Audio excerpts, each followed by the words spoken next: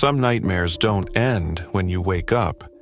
They don't vanish with the morning light or fade into the safety of reality. Instead, they lurk in the shadows, watching, waiting, and sometimes they find their way into your home. One night, during a storm that rattled the windows and drowned the world in thunder, she made a terrible mistake. She opened the curtains, and what stared back at her from the other side of the glass would change her forever. 20 years ago, she lived in a small one-bedroom apartment on the second floor. The place wasn't much, but it was home for a while. The apartment sat just off the interstate. Most people might have found the constant hum of passing cars annoying, but to her it was a comfort. It was a sound that never stopped, a constant reminder that she wasn't alone. But no amount of noise could drown out the unease she felt inside those walls.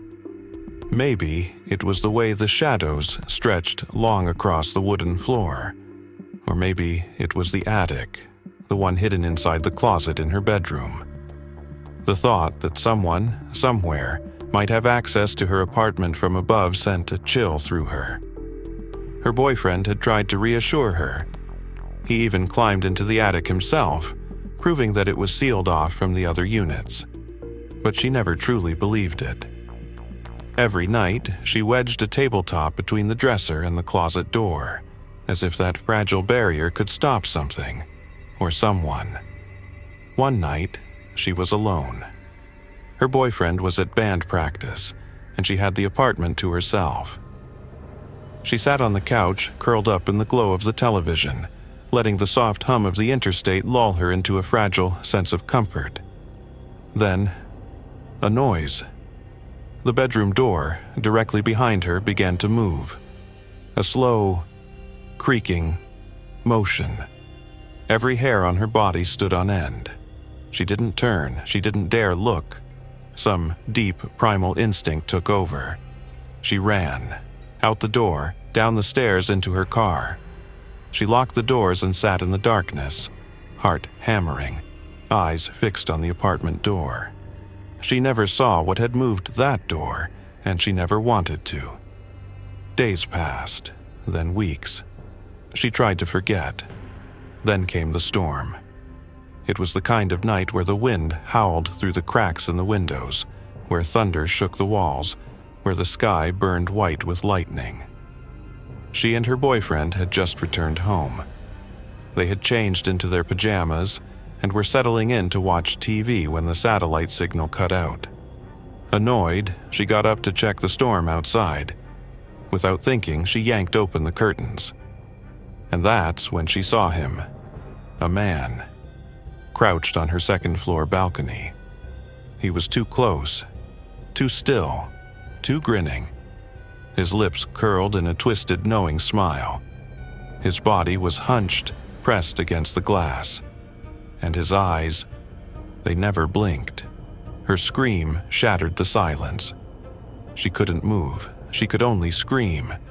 Behind her, her boyfriend leapt from his chair, tearing the curtains wider. The peeper's grin vanished, and then he moved. With an inhuman speed, he vaulted onto the railing, leaping from the second-story balcony like it was nothing. Her boyfriend ran after him, but it was too late. Or so they thought. Moments later, red and blue, flashing lights filled the complex. The police had caught him. They moved. They had to. She never slept in the dark again. The police never followed up. There was no court date. The man was a serial peeper, someone who had done this before. She often wondered how many times had he stood there before. Because that night she made a mistake. She pulled back the curtains, and she wondered, how many times had he been there, watching? The human mind is supposed to be a sanctuary, a place where dreams take shape. But what if something else lurks there, watching, waiting, stalking? What if sleep isn't an escape but a hunting ground for something far worse than nightmares?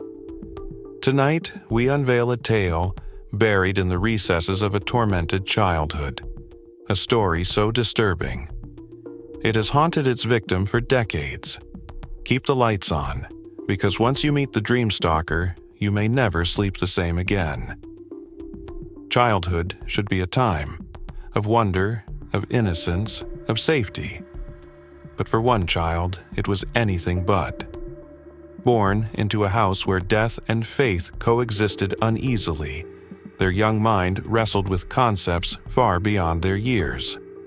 When their grandfather passed suddenly, the thin barrier between the known and the unknown began to crumble. And something noticed. Grief has a way of pulling people apart. And in the wake of tragedy, the family turned to a babysitter for help. She was young, seemingly trustworthy, but behind her smile hid secrets. Dark, twisted secrets. Secrets that found their way into the mind of an unsuspecting child.